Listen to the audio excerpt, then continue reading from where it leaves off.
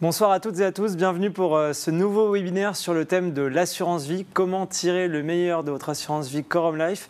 Ce soir, je suis accompagné d'Alexis Trigo. Bonsoir Alexis. Bonsoir Baptiste, bonsoir à tous. Alexis qui est le directeur commercial de Corum.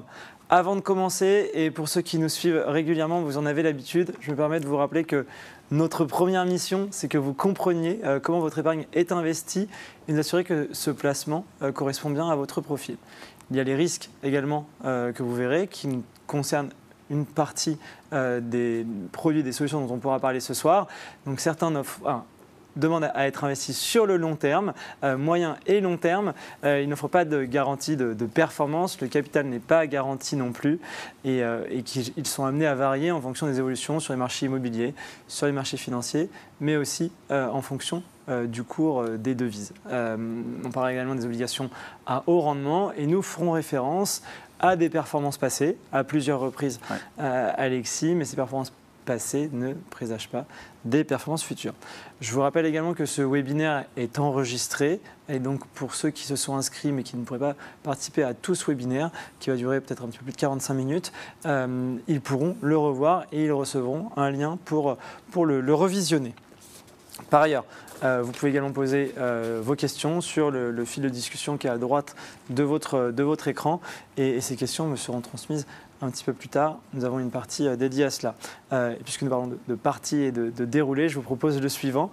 On va revenir sur Corum l'épargne, alors assez brièvement parce qu'un certain nombre d'entre vous nous connaissent. On parlera de l'assurance vie également. On parle d'une assurance vie performante et on verra comment.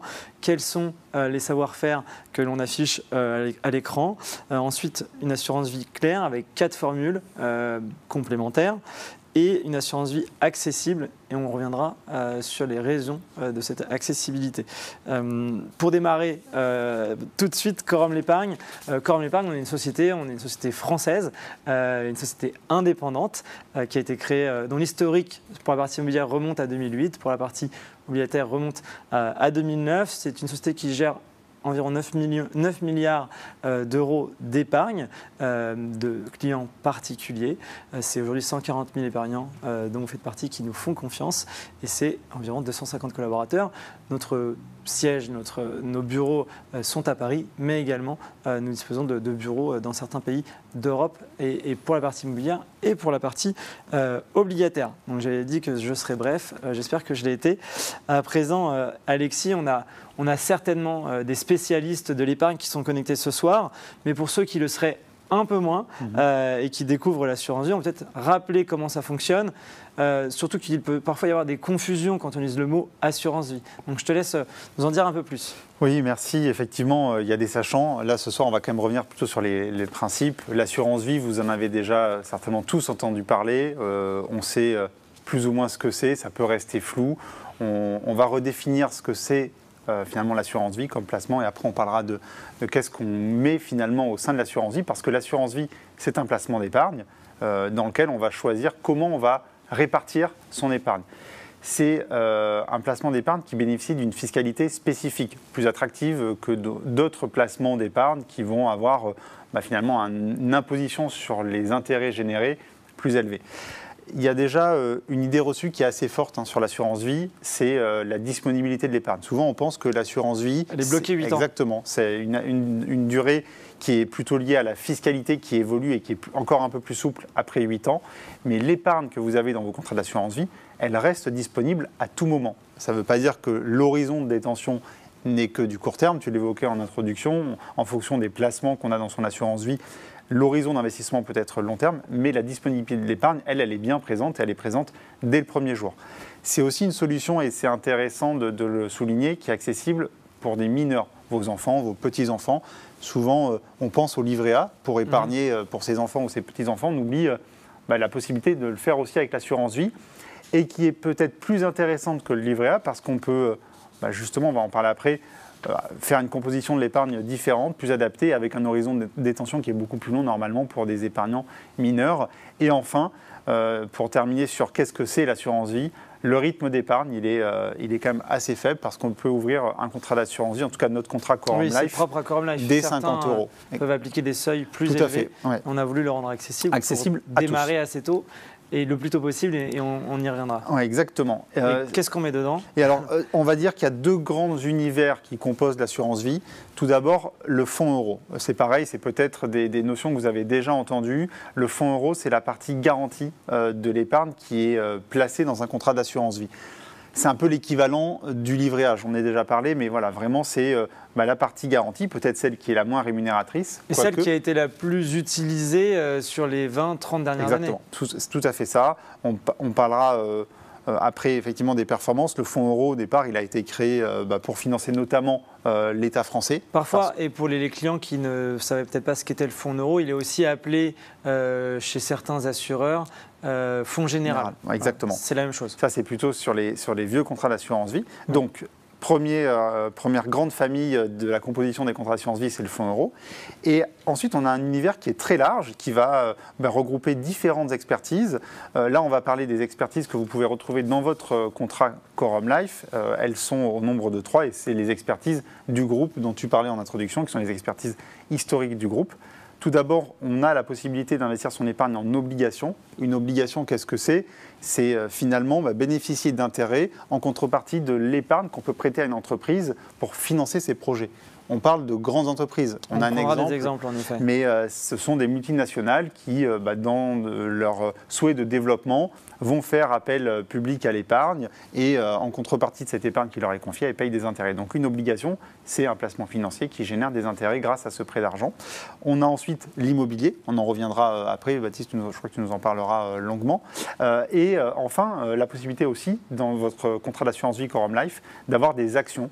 On entend beaucoup parler des marchés financiers depuis le début de l'année avec ce qui se passe, les contextes géopolitiques, économiques. L'expertise de Quorum se traduit aussi dans l'univers des actions. Et on le verra parce qu'on aborde ce sujet et ce troisième pilier de l'épargne, on va dire, en tout cas de la gestion de patrimoine. On l'aborde d'une certaine façon. On ne va pas acheter une entreprise et prendre un risque sur, j'en sais rien, sur Google ou LVMH par exemple.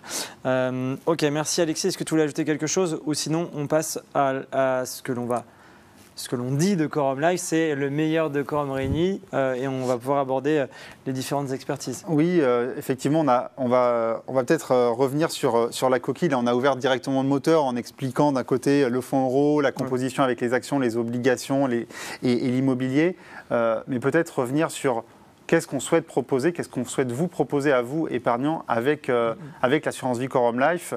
Alors évidemment, la performance, l'idée de faire un placement financier, c'est préparer des besoins futurs de revenus, faire en sorte que son épargne s'apprécie pour financer des besoins ou des projets.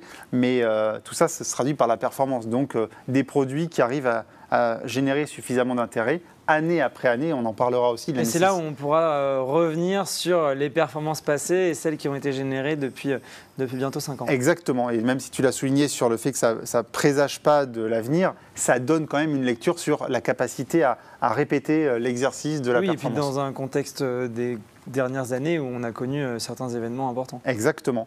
La deuxième chose, et pour nous c'est très important, aussi bien dans nos expertises immobilières, obligataires ou actions, qu'au sein de la compagnie d'assurance vie, c'est la clarté, la compréhension.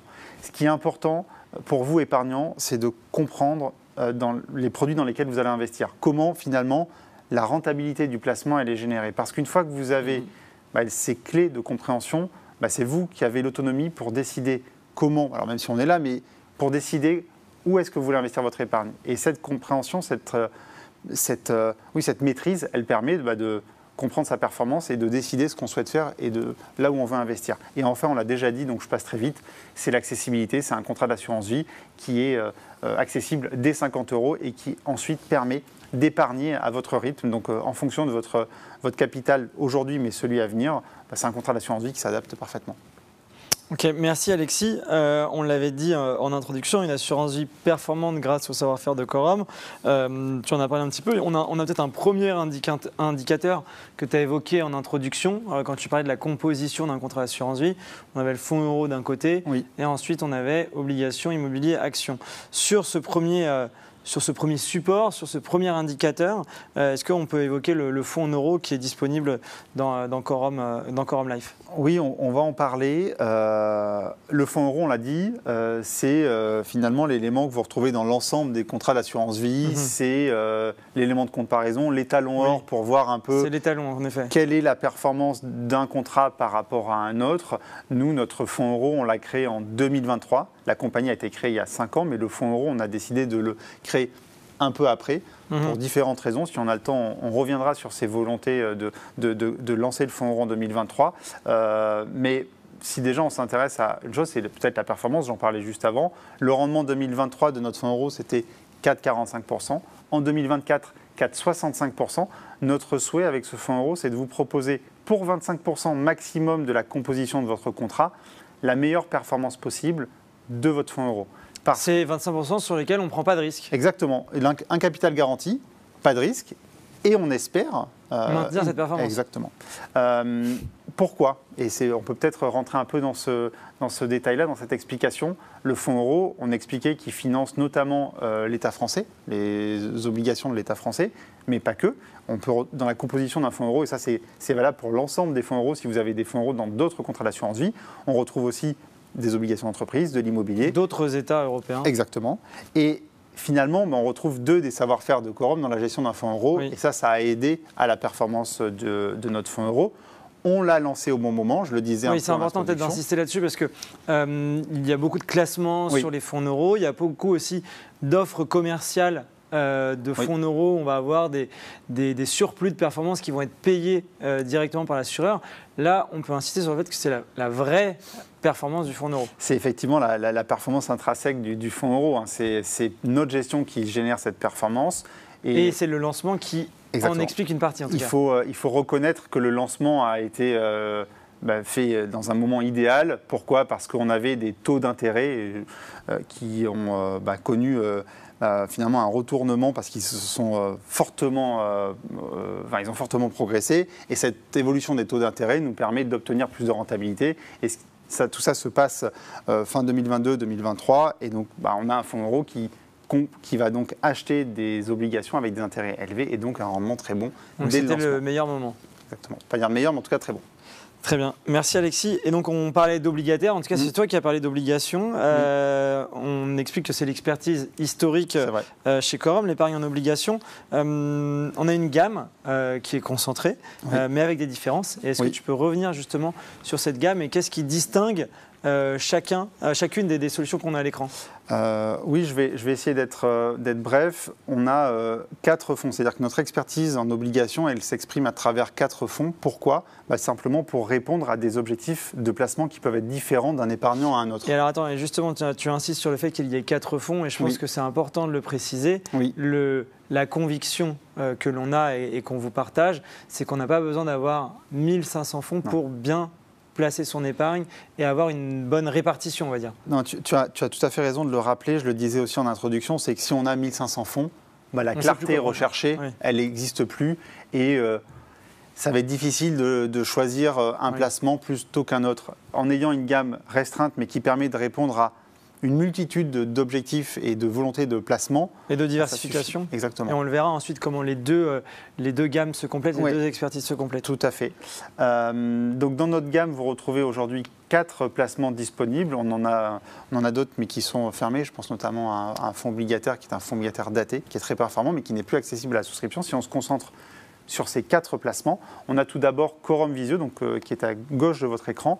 C'est un fonds où on utilise le terme visibilité parce que c'est un fonds justement qui répond à des projets d'épargne plutôt court terme. Pourquoi? Parce que les obligations qui vont composer Quorum Visio sont des obligations avec des échéances, c'est-à-dire des dates de remboursement des entreprises assez courtes. Mais c'est-à-dire que court terme, c'est un peu contre-intuitif quand on parle d'assurance vie. C'est vrai. Ça peut être pour une partie de son épargne. C'est-à-dire que si on a une incertitude sur les projets à venir, son épargne, on en parlera tout à l'heure, mais on va réfléchir à comment la répartir au mieux. Et avoir une partie de son épargne qu'on laisse peut-être avec cet horizon un peu court terme, ça permet... En fonction de ses projets, on peut se dire je mets une certaine partie sur Quorum Visio. Quorum Visio, donc, pour finir sur ce premier fonds, c'est un objectif de performance, on en parle juste après, mais entre 3 et 5% par an, avec voilà, cette maîtrise de la variation de l'épargne, parce que donc objectif plutôt court terme, pour partie, parce qu'on va voir qu'il y a autre chose qui vient compléter et qui est plus performant. À côté de Quorum Visio, il y a BCO. Là, on a un support d'épargne qui est plus performant que Quorum Visio, avec BCO. On a un horizon de placement qui doit être un peu plus long. Un historique également. Exactement, parce que c'est c'est la stratégie historique de notre équipe de gérants en obligation. Et l'idée, c'est d'avoir finalement cette régularité. On parlait de la performance dans le temps, des performances passées qui ne préjugent pas de l'avenir, mais quand on voit sur cette stratégie qui a été lancée en 2008, cette capacité, alors qu'on a connu des variations des marchés financiers assez marquées sur ces 15 dernières années, la capacité d'avoir cette régularité dans la performance année après année. Donc ça, BCO, quelque part, c'est la suite logique après Visio. Et l'objectif qu'on peut se fixer ou qu'on peut espérer ? On est plutôt entre 5 et 6% sur BCO. Si on estime que ça ne répond pas pleinement à son objectif, on a ensuite Quorum BEHY, où là, à nouveau, c'est un fonds donc, en obligation, mais qui va avoir vocation à être un peu plus dynamique. Sachant que dynamique, on reste sur des obligations. Tout à fait. Donc on n'est pas sur des actions ou des choses avec beaucoup de volatilité et beaucoup de fluctuations. C'est un point important, effectivement. On reste dans le même univers des obligations, mais notre équipe de gestion ne prendra pas les mêmes décisions quand elle va investir une partie de l'épargne, de votre épargne ou de l'épargne de nos épargnants avec BCO qu'avec Quorum BEHY, parce qu'on ne répond pas au même mandat finalement. Alors effectivement, on ne fait pas non plus une recherche de performance absolue, mais l'idée c'est d'avoir la performance de Quorum BEHY au-dessus de BCO, et là on vise plutôt 6-7% de performance. À côté de ces 3 premiers fonds, il y a un dernier fonds qui est un fonds obligataire qui répond aussi à des critères extra-financiers. On entend de plus en plus parler de labels ISR, ESG, environnemental, sociétal. Et c'est exactement ce que cherche à faire Quorum Telia, c'est-à-dire une performance, mais cette performance, elle doit être issue d'obligations qui répondent à ces critères financiers. Donc d'entreprises. Exactement. Les entreprises qui souhaitent se financer doivent être labellisées pour pouvoir être sélectionnées dans Quorum Telia. Ok, donc c'est la même stratégie. Oui. C'est le même principe. C'est simplement que comme on va mettre des critères un peu plus sélectifs, on aura un petit peu moins d'entreprises qui pourront rentrer dans Quorum Telia. Tu as tout résumé. Merci. Et donc on peut l'illustrer autrement avec un graphique que tu peux commenter. Oui, je vous donnais déjà juste avant les objectifs de performance des différents supports d'épargne de nos solutions en obligation. Mais vous avez finalement à gauche de l'écran la variation potentielle possible de l'épargne. Parce qu'il faut bien avoir en tête que finalement, plus on va rechercher une performance élevée, plus la variation potentielle de l'épargne, elle doit être aussi acceptée. C'est un peu la contrepartie. Et c'est naturel que plus on se dirige vers la droite, c'est-à-dire avec Quorum BEHY, plus on attend une performance élevée, mais plus aussi on a une fluctuation probable de l'épargne élevée. Donc on dit fluctuation, volatilité annualisée. Donc ça, c'est les fluctuations qu'on peut avoir sur un an. Oui. Et c'est sans commune mesure avec les variations qu'on peut avoir sur des actions, et on l'a connu par exemple en début d'année. Pas du tout, et c'est là où il y a une vraie différence et un intérêt sur les obligations, c'est justement cette maîtrise de la variation de l'épargne en étant tout à fait performante année après année. On va dire qu'on essaie d'éviter un effet yo-yo avec l'épargne qui est confiée. Exactement, c'est le plus angoissant pour un épargnant de voir son épargne fluctuer à outrance, on ne sait plus quoi faire, on est perdu. Certains sont prêts à prendre le risque, mais ce n'est pas ce que l'on cherche avec l'épargne en obligation. Pas du tout. Ok, merci Alexis. Et on souhaitait prendre un exemple d'une entreprise que certains connaissent, que beaucoup connaissent certainement. Oui, très rapidement, c'est vrai qu'on a parlé des obligations. On disait en introduction qu'une obligation, c'était financer des projets d'entreprise, mais pas PME, une multinationale, une entreprise connue ou reconnue. Par exemple, une des entreprises pour lesquelles on peut avoir des obligations dans nos portefeuilles, en tout cas une entreprise qu'on a sélectionnée, c'est Accor Invest. Vous voyez, c'est une entreprise qui en 2023 faisait un chiffre d'affaires. C'est de l'hôtellerie, on est bien d'accord. Exactement. Qui faisait plus de 4 milliards d'euros de chiffre d'affaires.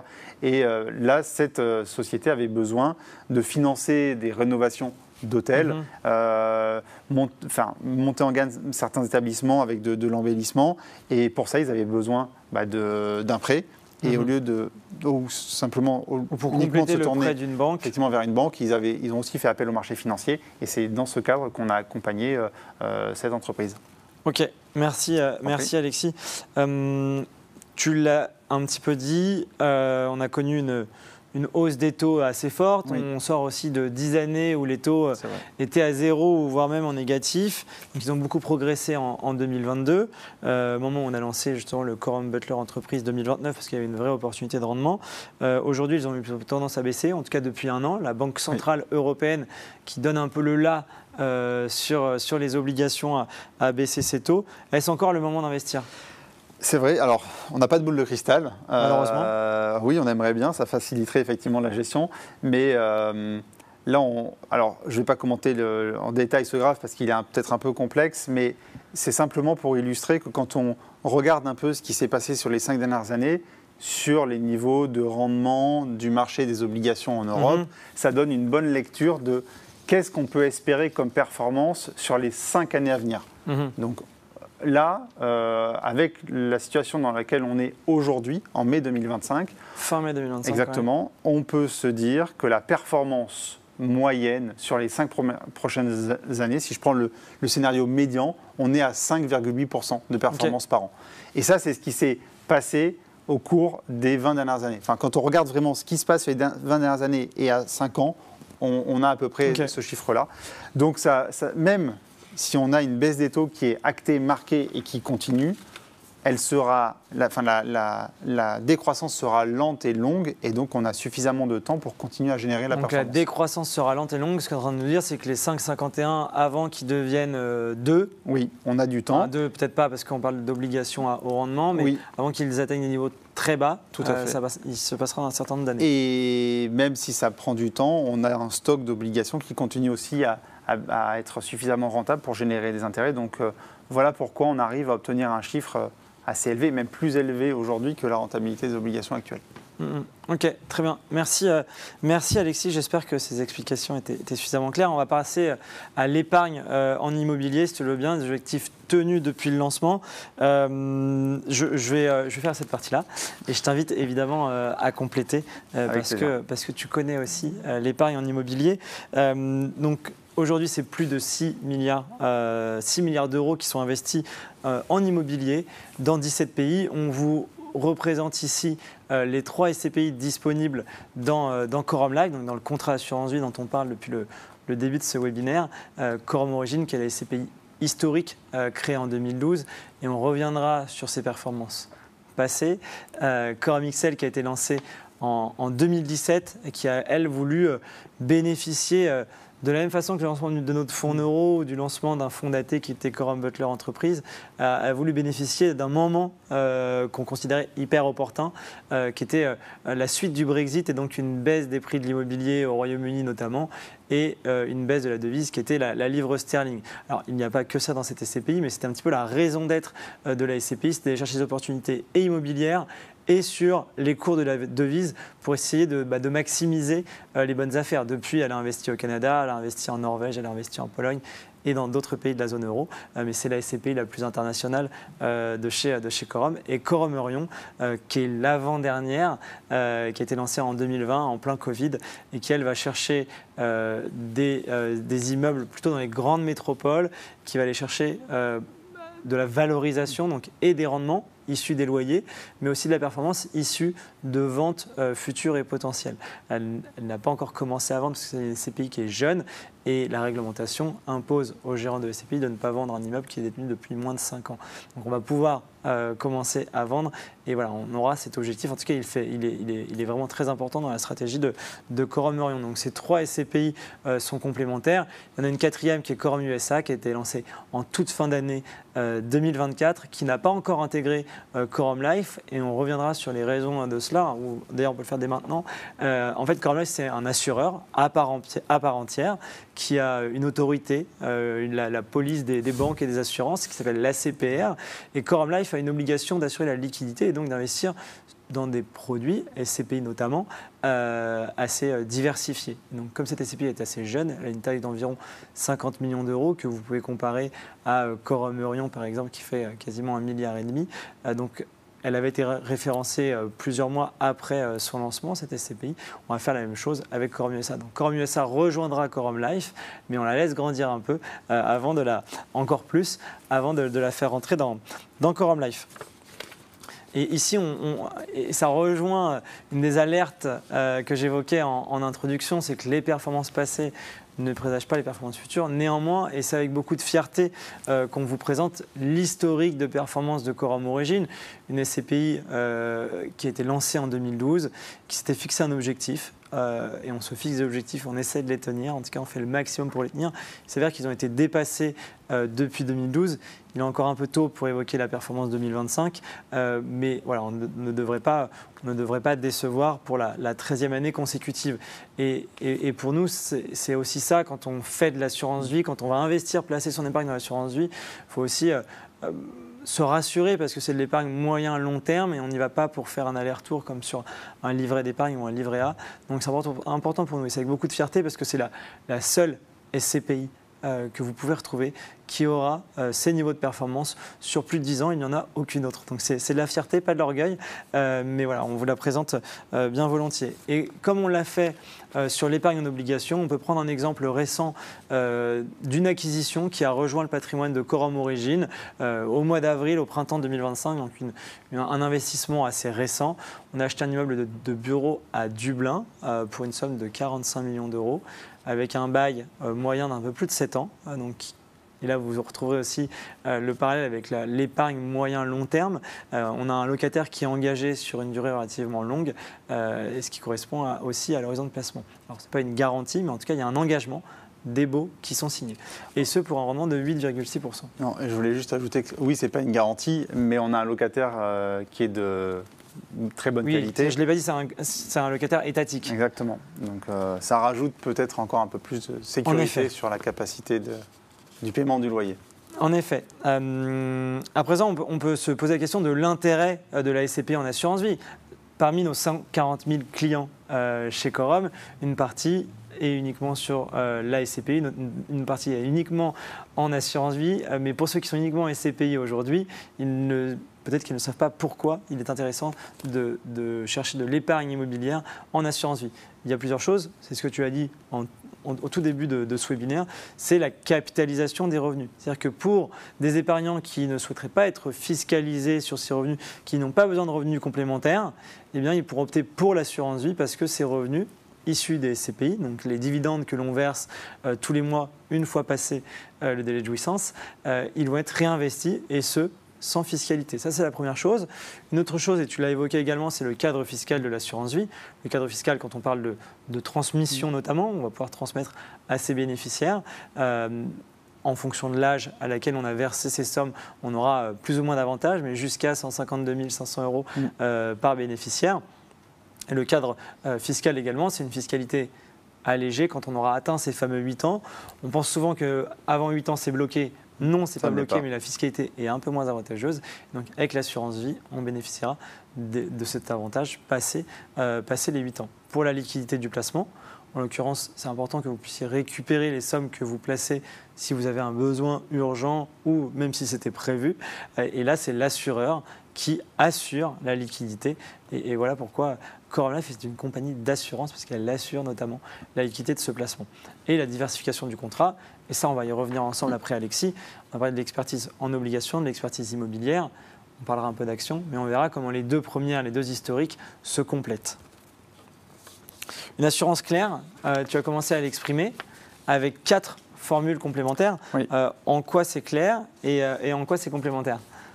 Alors, effectivement, et ça, je pense que c'est un peu le fil conducteur de notre discussion ce soir, c'est d'avoir quelque chose qu'on comprend et finalement qu'on peut choisir en connaissance de cause et finalement, je dirais même quasiment en autonomie. Oui, ça, c'est être autonome dans oui. la composition, dans la constitution de son épargne. Alors, Si on veut vraiment être autonome dans la gestion de son contrat d'assurance vie, on a ce qu'on appelle la gestion libre. Ça ne veut pas dire grand-chose, ça ne veut même rien dire du tout. Il y a le terme libre quand même. Mais la liberté, elle permet de décider dans quel support d'épargne, dans quelle partie du contrat d'assurance vie on souhaite investir ses économies. Chez Quorum Life, on a parlé des fonds obligataires. Vous pouvez investir votre épargne jusqu'à 100% dans l'un ou dans nos 4 fonds obligataires. Finalement, ça, il n'y a pas de contrainte. Après, et tu l'as un peu évoqué tout à l'heure quand tu parlais de l'immobilier, des contraintes de la liquidité et de pourquoi Quorum... La liquidité, c'est la capacité à récupérer son épargne. Exactement. Quand tu disais que Quorum USA rejoindrait très certainement, une fois qu'elle aura poursuivi sa croissance, la compagnie d'assurance vie, aujourd'hui, on a nos 3 premières SCPI qui sont dans le contrat d'assurance vie, dans solution d'assurance vie, mais qui sont limitées à 55%, notamment aussi pour ces raisons de liquidité.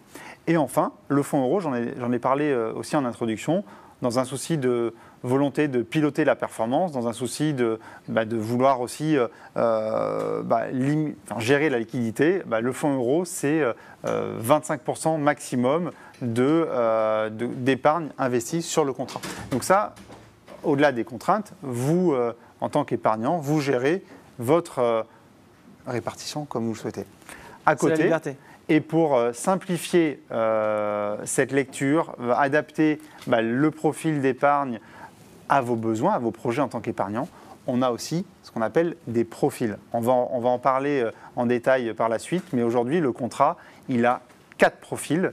Il y a Quorum Life Entreprise, Quorum Life Immo, Quorum Life Essentiel et enfin Quorum Life Rosetta. Et si tu veux, Baptiste, on peut regarder maintenant comment se décomposent ces 4 profils pour finalement, pour vous, épargnants, choisir celui qui vous parle le plus. Et les noms sont relativement évocateurs, mais peut-être que tu peux justement expliquer ce qui les distingue, ce qui fait la différence. Alors, si on commence par le premier, qui est Quorum Life Entreprise, effectivement, son nom, normalement, doit indiquer un peu ce qui compose ce profil. C'est un profil qui a une dominante d'épargne en obligations. Donc, nos expertises avec nos fonds obligataires, il a 75% d'obligations, mais il reste une partie en immobilier. Mais ça, c'est plutôt pour les épargnants qui souhaitent avoir une épargne plutôt dirigée vers le financement ou l'accompagnement des développements des projets d'entreprise. Si on regarde sur la partie droite de l'écran, on voit un historique de performance qui est relativement bon. 2022 est une contre-performance. D'ailleurs, c'est le meilleur des 3 profils que l'on évoquera aujourd'hui.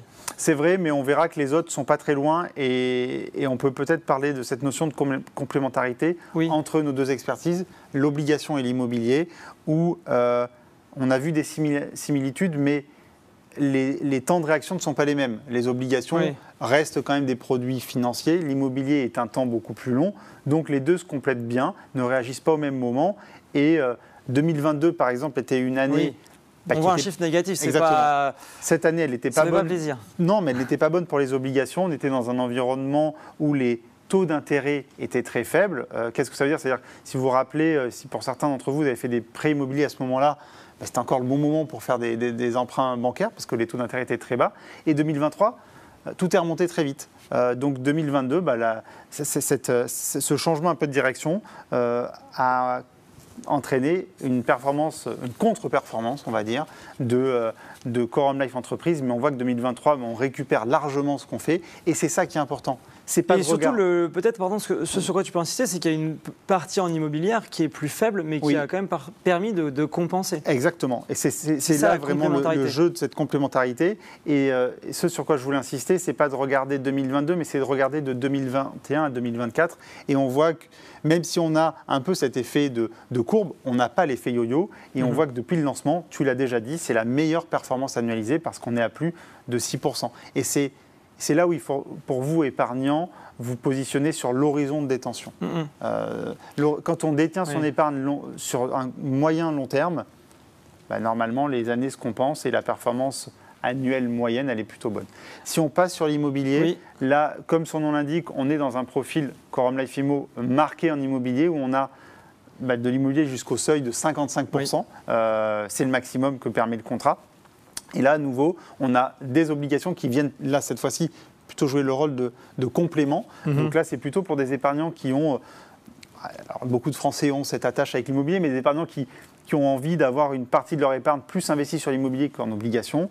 Donc ça répond à d'autres projets, à d'autres besoins, à d'autres volontés.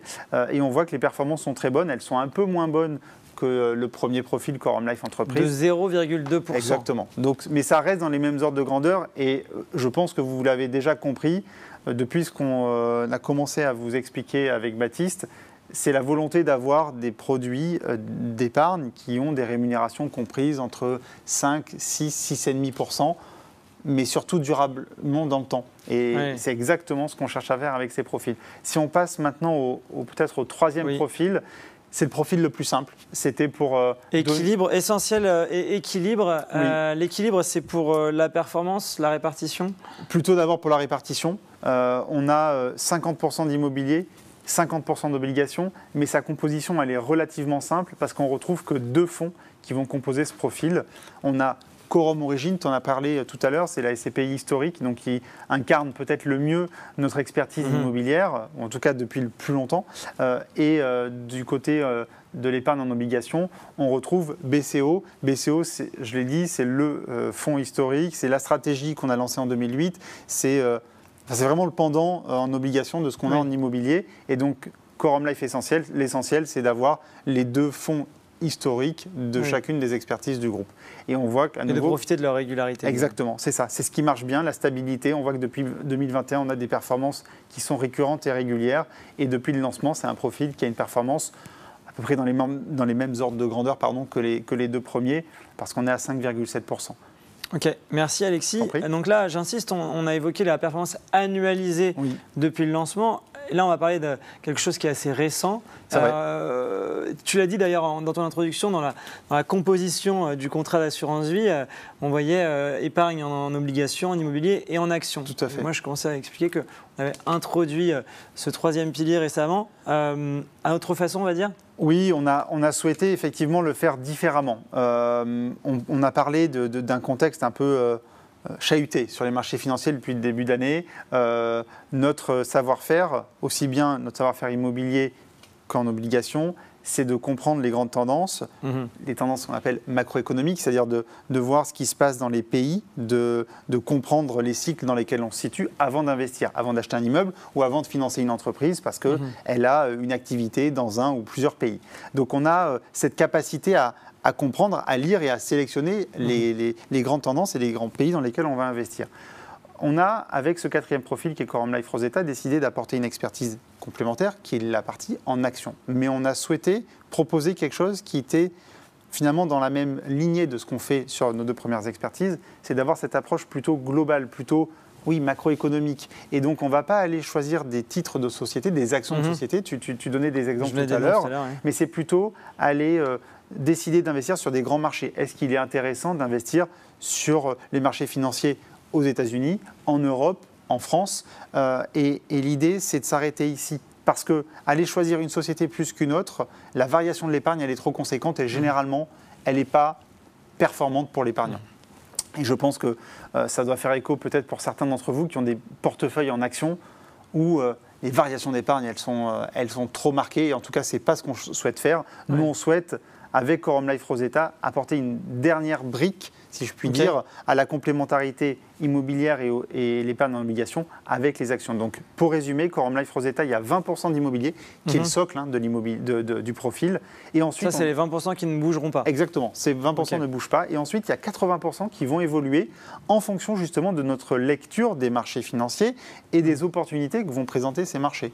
Si on est dans un moment plutôt où la prudence est de mise, on va plus aller vers les obligations. Si en revanche, on pense que la partie en action, les marchés financiers internationaux sont plutôt porteurs, on va pouvoir augmenter ce curseur de 80%. Et jusqu'à combien justement quelle est la part maximale que la part action pourrait représenter ? On va dire que ça pourrait représenter entre 20 et 25% de l'ensemble de l'épargne investie sur Quorum Life Rosetta.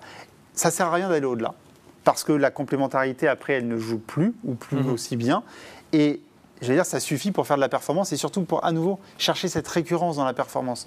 Et on voit l'objectif de performance de Quorum Life Rosetta. Tu le disais, c'est un profil qu'on a lancé en fin d'année dernière, mais son objectif de performance, il est de 5,7%. Donc, à nouveau, on est dans les mêmes ordres de grandeur qu'avec les autres profils, mais avec un accès à une nouvelle catégorie d'épargne. Et donc, une nouvelle, un ajout de complémentarité, une complémentarité supplémentaire. Tout à fait. Très bien, merci Alexis. On peut prendre une illustration. C'est quelque chose qu'on a évoqué aussi, c'est de commencer le plus tôt possible et essayer d'optimiser le choix de son contrat d'assurance vie et les placements de son épargne. C'est vrai que plus on commence tôt, plus normalement la valorisation de son épargne sera satisfaisante.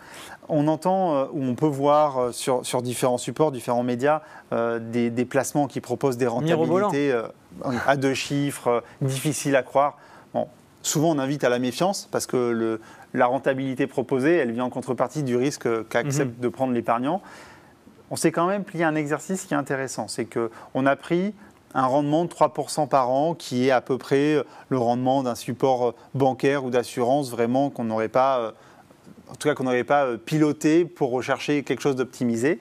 Et à côté, on a mis un rendement à 4,5%, mais surtout, ce qu'on regarde, c'est le rendement à 6%. Vous l'avez compris, c'est à peu près le rendement des produits Quorum et dans Quorum Life. Viser, on va dire, sur la durée, ça se situe entre 5 et 7%. Exactement. Et si on regarde, si on double finalement le rendement, on passe de 3 à 6%, qu'est-ce que devient l'épargne dans un temps long ? On pourrait se dire, je double mes intérêts, ça va doubler. Non, parce qu'on a un mécanisme, je vais éviter le cours de maths ce soir, mais on a un mécanisme de capitalisation, c'est-à-dire que les intérêts vont venir eux-mêmes générer des intérêts, et on voit que sur un temps long, l'épargne, elle n'a pas doublé, elle a triplé, alors qu'on a simplement doublé l'objectif de performance. Donc ça, c'est important de bien sélectionner, de bien mettre le curseur au bon endroit sur quelle est la rentabilité qu'on espère sur son épargne. Et quel est l'horizon de temps que j'ai pour placer cette épargne. Voilà. Mais rappelez-vous, si vous placez à 6% plutôt qu'à 3%, à la fin, vous n'avez pas le double, mais le triple d'épargne sur un horizon long. Sur un horizon long. Ok, merci Alexis. Donc ça, on l'a vu, comment on positionne le curseur, on va dire, en termes d'espérance de rendement et donc de risque par ailleurs. Tu l'as dit tout à l'heure, une assurance vie accessible pour épargner à son rythme. Quand tu parlais d'accessibilité, tu disais qu'on pouvait investir à partir de 50 €. Oui. Donc tu as illustré, je pense, le fait d'anticiper et de commencer assez tôt. Mais ce qu'on peut illustrer aussi avec un autre exemple, c'est qu'il est important de se forcer quand on a la possibilité, quand on a cette capacité d'épargne. Alors c'est très bien d'ouvrir son contrat assurance vie, d'y placer une certaine somme d'argent, mais il peut être aussi très pertinent de mettre en place une épargne programmée. Donc c'est une épargne qui va être automatiquement prélevé sur votre compte, en l'occurrence chez Quorum Life en début de mois. Et en fait, ce que cela va permettre, c'est d'épargner sans y penser. Une fois qu'on l'a mis en place, on sait qu'on se force à épargner. Parce que si on attend de regarder son compte et de se dire tiens, j'ai un petit peu d'argent à placer, potentiellement on ne va pas le faire, on va passer à autre chose. Alors que là, on s'y oblige en quelque sorte. Et on a pris 3 exemples sur une durée longue, effectivement. Mais quelqu'un qui verse 10 000 €, ce que ça donne avec la formule essentielle, ce que ça pourrait donner avec la formule essentielle si on place cette somme de 10 000 €. Si on met en place un versement programmé de 100 € par mois quand on peut le faire, quand on peut épargner tous les mois. Et voilà, ça rejoint un petit peu ce que tu disais tout à l'heure, mais avec un autre fonctionnement qui est de mettre en place ces versements programmés de 100 €. Et on voit que c'est encore plus criant quand on est en mesure d'investir 250 € par mois. Et je pense qu'on peut compléter une notion importante, c'est que oui, et là on voit que les chiffres parlent d'eux-mêmes. Oui. Le versement programmé, il est quasiment obligatoire. Et si on n'a pas cette capacité d'aller jusqu'à 100 € ou même 250 €, on peut tout à fait, et on le disait, même commencer avec 50 €. Et après, si on a un montant d'épargne un peu plus conséquent sur un moment donné, un temps donné, faire un versement complémentaire. Et puis il n'y a aucun engagement. On peut mettre 100 € et l'arrêter. Et quand on peut mettre 250 €, on peut aussi l'arrêter. Et on peut le moduler, mais c'est très important d'avoir cette rigueur, mais souvent on pense à le faire pour ses enfants, mais on ne pense pas à le faire pour soi, et pourtant c'est aussi important. Ok, merci Alexis pour ces compléments. en conclusion, même si on va prendre un temps pour les questions et pour y répondre, pourquoi Quorum Life parce que j'ai peut-être déjà un contrat d'assurance vie chez mon banquier. Qu'est-ce que va m'apporter Quorum Life? C'est vrai, ce point me fait penser qu'on n'a pas rappelé, alors vous le savez certainement déjà, mais on peut avoir plusieurs contrats d'assurance vie. Notre stratégie, notre mode de gestion, c'est la diversification. Donc je ne peux qu'inciter à avoir plusieurs contrats d'assurance vie. Mais pourquoi Quorum Life? Je pense que vous l'aurez compris, en tout cas je l'espère, c'est de vous proposer une épargne simple que vous allez vous approprier, que vous allez comprendre, que vous allez maîtriser pour décider si vous préférez aller vers le profil essentiel, le profil IMO, avoir une partie de gestion libre, avec une performance qui va être suffisamment intéressante, satisfaisante pour vous, pour financer vos projets de demain, pour anticiper un besoin futur de revenus. Et surtout, et tu l'as dit, c'est l'accessibilité. C'est ça qui est important, c'est de commencer, même avec un montant qui est faible, il vaut mieux commencer que d'attendre. Ce que nous avons souhaité ce soir, c'est donner les clés, et avoir une grille de lecture sur ce que l'on peut faire de son épargne et choisir en toute connaissance de cause et être acteur finalement. Exactement. Et là, ça va peut-être au-delà de simplement parler de Quorum Life. Et c'est ça, c'est le fait de prendre en main la gestion de son épargne. Elle est essentielle à tout niveau, au niveau des placements financiers, comme ceux qu'on propose, mais au-delà de tout, c'est essentiel pour la suite, c'est de reprendre en main la gestion de son patrimoine. Ok, merci. Avant de passer aux questions, si vous souhaitez aller plus loin, si vous souhaitez en savoir plus, si vous avez un conseiller en gestion de patrimoine, vous pourrez évidemment lui en reparler, lui poser les questions que vous avez. Et si vous êtes un client qui est accompagné directement par Quorum, eh bien, on vous invite à prendre rendez-vous avec votre conseiller pour en savoir un peu plus. Pour les questions à présent, on a eu un certain nombre qui m'ont été transmises. Alexis, c'est moi qui les pose. Allez. Odile N nous demande, est-ce que la part en SCPI, donc les fameux jusqu'à 55%, est-ce qu'elle se voit appliquer les délais de jouissance comme l'achat de parts de SCPI en direct? Alors oui, c'est une question déjà de connaisseuse plutôt. C'est effectivement la SCPI, si je reviens pour ceux qui n'auraient pas la compréhension de la question, c'est que la SCPI, quand elle collecte de l'épargne, elle va devoir acheter de nouveaux immeubles pour finalement avoir des loyers complémentaires pour finalement rémunérer l'épargne de l'ensemble des épargnants qui auront des parts de cette SCPI. La contrainte, elle est identique en assurance vie. Dans l'assurance vie va collecter de l'épargne. Cette épargne, elle va devoir être investie par la SCPI. Et donc, il nous faut un temps pour acheter de nouveaux immeubles. Donc, l'épargne subit ce qu'on appelle le délai d'entrée en jouissance. Donc, les revenus des SCPI, que ces SCPI Quorum soient détenus en direct, c'est-à-dire hors contrat d'assurance vie ou au sein d'un contrat d'assurance vie. C'est le même traitement. Exactement. C'est premier jour du 6e mois. Protéger la performance. Et la performance et les épargnants qui sont déjà porteurs, qui ont déjà des parts de la SCPI. Parce que sinon, on n'a pas le temps de bien investir. On va utiliser le revenu des anciens porteurs pour payer les nouveaux. En termes d'équité, ça ne me paraîtrait pas très juste. Non. Ok. Sandrine M, existe-t-il un système de parrainage? Oui, il existe un système de parrainage. Vous pouvez faire appel à vos proches. Si vous êtes déjà client Quorum, vous pouvez nous recommander à votre entourage. Gilles B, quel avenir pour le fonds en euros? Alors, je ne sais pas si c'est une question qui est relative au fonds en euros présent dans Quorum Life ou au fonds en euros, on va dire, en général. Si on se concentre d'abord sur nous, sur Quorum Life, l'avenir de Quorum Life, c'est de continuer à délivrer une performance suffisamment élevée pour qu'elle soit satisfaisante pour les épargnants.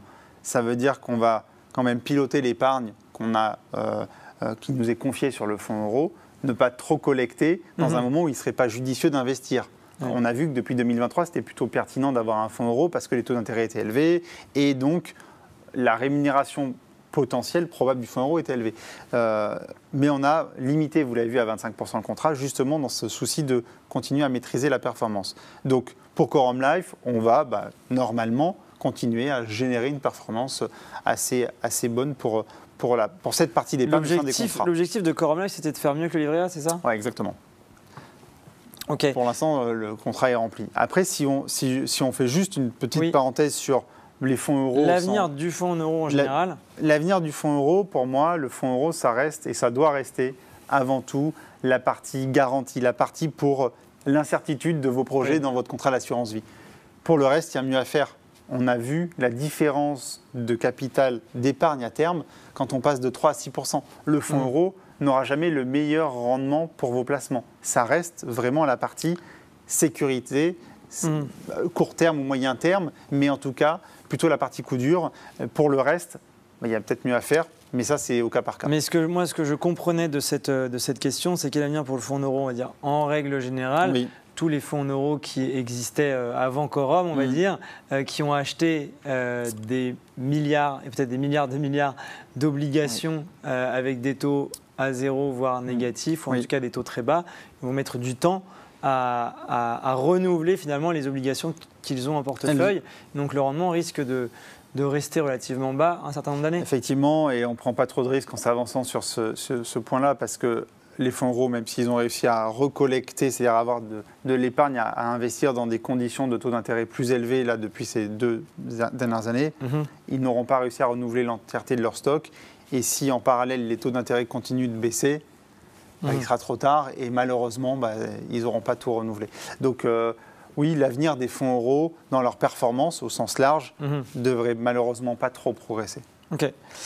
Quelle prévision sur l'orientation du rendement des obligations en 2025 ? Entre parenthèses, baisse. Alors, on l'a un peu expliqué, on n'a peut-être pas été assez clair, on est passé peut-être que la question elle a été posée plus tôt aussi, et avant qu'on l'aborde. Aussi. Non, effectivement, les taux d'intérêt baissent. Les obligations subiront, alors de manière indirecte, en tout cas pour partie cette baisse, je ne rentre peut-être pas dans l'explication, mais on a du temps entre le moment où les taux d'intérêt baissent. Oui, parce que alors, peut-être on a du temps, on a peut-être aussi du temps pour l'expliquer. Oui. C'est qu'on l'a dit tout à l'heure, la Banque Centrale Européenne avait très fortement augmenté ses taux en 2022. Oui. Et elle a commencé à les baisser l'année dernière, mais cette baisse est très progressive. Et ce sont des baisses vraiment très faibles. Elles sont faibles. Et même si elles ont été effectuées à plusieurs reprises. C'est vrai. Et comme on vient de l'expliquer pour le fonds euro, là, c'est un peu l'inverse. C'est-à-dire que nous, on a fait ce stock d'obligations avec des rendements élevés. Et ces obligations, elles ont des durées de plusieurs années.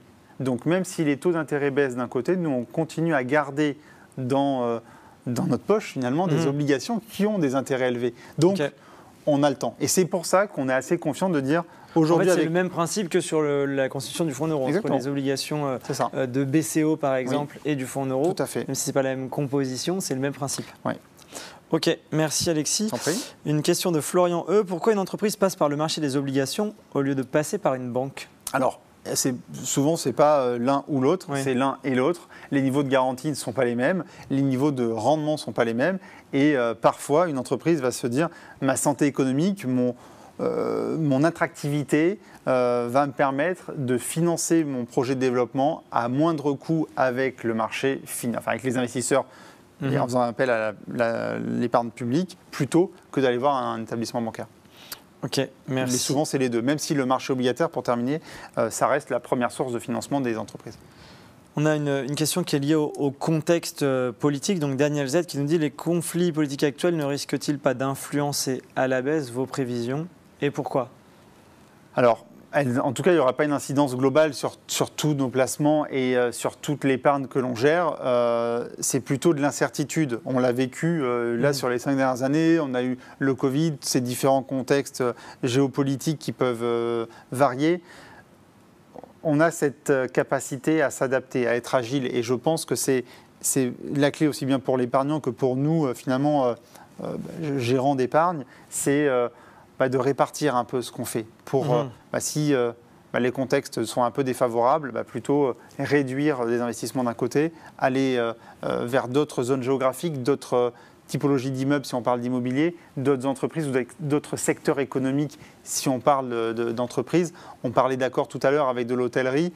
En 2020, on ne vous aurait peut-être pas parlé d'un projet financé avec Accor, quoique, parce que peut-être que le marché aurait eu peur d'Accor. Nous, notre lecture aurait été différente, exactement. Donc voilà, ces incertitudes, elles nous donnent plus de travail, mais pas nécessairement de crainte sur la rentabilité dans les années à venir. Ok, merci Alexis. Une question de RVN, pourquoi l'épargne immobilière est-elle limitée à 55% ? Tu l'as évoqué, peut-être que tu peux revenir sur l'explication. Tout à fait, c'est un sujet de liquidité. on parlait de la disponibilité de l'épargne dans l'assurance vie. L'immobilier, par nature, c'est quelque chose qui ne l'est pas. C'est du temps long. On ne vend pas un immeuble en 48 heures. Contrairement à une obligation qui est sur un marché financier et qui, elle, se vend très rapidement. Donc, pour des sujets de liquidité, on a limité la composition du contrat à 55%. Parce que vous, épargnant, vous pouvez avoir ce souhait de récupérer votre épargne, et on parlait de disponibilité. Il y a quelque chose qui est peut-être un peu moins sympathique, on n'en a pas beaucoup parlé, mais l'assurance vie, elle répond à un projet d'épargne. Tu l'as évoqué sur la transmission, mais il y a aussi un sujet de décès. Quand on décède, les capitaux de l'assurance vie, ils sont transmis à des héritiers. Et pour ça, il faut ils sont transmis aux bénéficiaires. Pardon, aux bénéficiaires, pas nécessairement aux héritiers, tu as raison. Et il faut que ces capitaux, cette épargne, elle soit disponible. Donc 55%, c'est déjà un montant important. Très bien. Très bien. Merci en tout cas. Jérôme G, peut-on transférer des SCPI détenus en direct dans une assurance vie Quorum Life ? C'est vrai que c'est une question qui revient assez régulièrement, donc c'est bien que tu le C'est vrai, ce n'est pas possible parce qu'on change de propriétaire. Quand vous avez des SCPI dans votre patrimoine, des SCPI en direct, quand vous êtes propriétaire de parts de SCPI, c'est vous qui détenez ces parts. Quand vous souscrivez à un contrat d'assurance vie, c'est plus vous qui êtes propriétaire des parts de SCPI, c'est l'assureur. Vous devenez l'assuré de la compagnie d'assurance vie. Vous avez une créance auprès de la compagnie. Donc, transférer des parts de SCPI qui sont par nature immobilière dans un contrat d'assurance vie n'est pas faisable parce qu'on change de propriétaire et donc il y a une mutation. Je suis désolé, c'est un peu technique, mais c'est malheureusement pas faisable. Parce que l'assureur doit racheter effectivement. Oui. La seule solution, mais qui s'étudie et c'est au cas par cas et ça dépend, mais c'est peut-être un épargnant historique Quorum. Il considère qu'il a peut-être eu suffisamment de rentabilité, qu'il peut vendre ses SCPI, mais il faut voir si économiquement c'est judicieux, et après racheter des SCPI dans un contrat d'assurance vie. Ok, merci Alexis.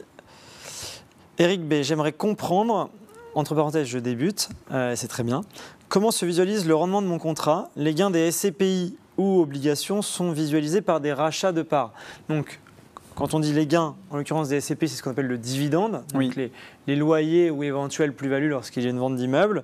Et sur les obligations, ce sont ce qu'on appelle les coupons, autrement dit les intérêts et l'évolution de la valeur aussi de l'obligation. Donc comment on le visualise dans le contrat ? Alors, on va le visualiser assez simplement, c'est-à-dire que les loyers, les dividendes des SCPI qui sont versés dans les contrats vont venir augmenter la valeur des SCPI. Donc si par exemple vous avez 1000 de SCPI dans votre contrat, tous les mois on verse 5 de dividendes, on va passer à 1005, 1010 et ainsi de suite. Donc ça va faire croître la partie SCPI. Le nombre de SCPI. Exactement. Le nombre de parts de SCPI. Sur la partie des obligations, là, les intérêts ils sont capitalisés, donc c'est une part qui va augmenter à nouveau.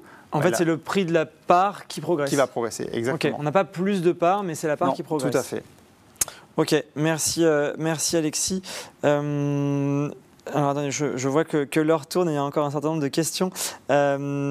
Pourriez-vous évoquer les limites d'âge après lesquelles l'assurance vie n'est plus intéressante ? Alors, parce qu'il y a ce fameux cet âge de 70 ans tout à fait. Qu'on retient. Qu'on retient, mais un peu comme la disponibilité, la durée de 8 ans, les 70 ans, ils peuvent être un peu une idée reçue on va dire, à oublier parce que même après 70 ans, oui, le cadre de la transmission, pas celui de la fiscalité des intérêts, il évolue, il est moins intéressant. C'est-à-dire que si vous ouvrez un contrat d'assurance vie après 70 ans, les bénéficiaires de ce contrat auront un intérêt qui sera un peu moindre que celui... Un abattement. Exactement. Ils paieront un peu plus de droits de succession que ceux qui bénéficieraient d'un contrat ouvert avant 70 ans. Mais ça ne veut pas dire qu'il ne faut pas le faire. Oui. Parce que pour sa qualité de placement d'épargne, aussi pour bénéficier de ses intérêts, même après 70 ans, il faut le faire. Après, il y a un autre point peut-être à regarder, c'est qu'est-ce qu'on met dans son contrat en fonction plutôt de son espérance de vie. À 70, 75, 80 ans, effectivement, c'est arithmétique, on a moins d'espérance de vie, donc avoir une composition un peu plus court terme a du sens. Mais voilà, donc même après 70 ans, on peut toujours... Ça a l'intérêt parce qu'il y a toujours un abattement. Oui. Merci Alexis. Peut-être une dernière question. Alexandre L. Pouvez-vous nous rappeler l'intérêt et le mécanisme de retirée pour un couple, alors c'est quelqu'un qui connaît, les 9 200 € par an au bout de 8 ans? C'est la dernière question, C'est la dernière. Elle est sympathique. Je remarque que tu n'auras pas eu beaucoup de questions sur l'immobilier.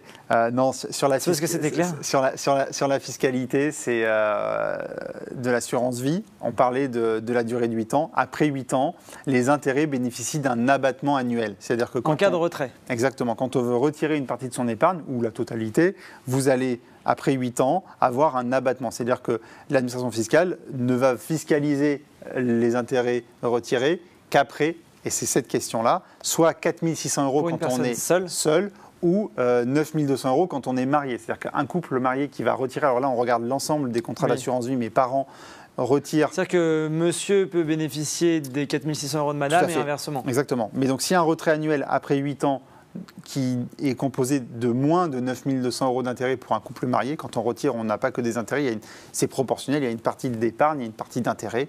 Mais il n'y a aucune fiscalité. Et je reviens, pardon pour la réponse qui est un peu longue. Quand tu dis épargne, c'est le capital qu'on a versé. Oui, la somme versée qui a été au début. Ou sans compter les intérêts. Exactement. Okay. Et ce point-là fait écho à ce qu'on vient de dire avant sur l'intérêt de continuer à ouvrir un contrat d'assurance vie, même après 70 ans, parce qu'on peut bénéficier de cet avantage de fiscalité avantageuse au-delà de 8 ans de détention. Ok, très bien, merci. Voilà. Merci beaucoup Alexis. J'ai pas fini avec la plus simple en effet. Ça va. Merci, écoutez, j'espère que nous avons répondu à un maximum de questions, que nous avons pu vous éclairer sur l'épargne et sur l'assurance vie Quorum Life particulièrement. Merci Alexis. Merci Baptiste. Et je vous souhaite une très bonne soirée. À très bientôt. Bonne soirée. Au revoir.